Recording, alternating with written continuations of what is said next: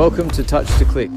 In this video, I'll show you how to redeem codes in World of Warships so you can claim free rewards like ships, boosters, and in-game items quickly. Now let's get started. Step 1. Open your web browser and go to wargaming.net, which is the official website where all account services and rewards are managed for the game.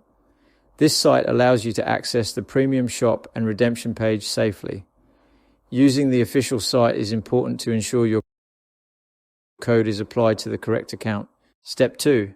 Click the login button at the top right corner and sign in using the same account you used to play World of Warships. This connects the website to your game profile so the rewards go directly to your port. Make sure the region and account are correct before continuing. Step 3. Click the yellow premium shop button near the top left area of the page, which opens the store section for purchases and special offers. This area also contains the code redemption option for bonuses and event gifts. It is the main place where Wargaming handles promotions. Step 4. Click the Redeem Wargaming Code button on the premium shop page to open the redemption form. This feature is specifically designed for activating bonus, gift, or event codes.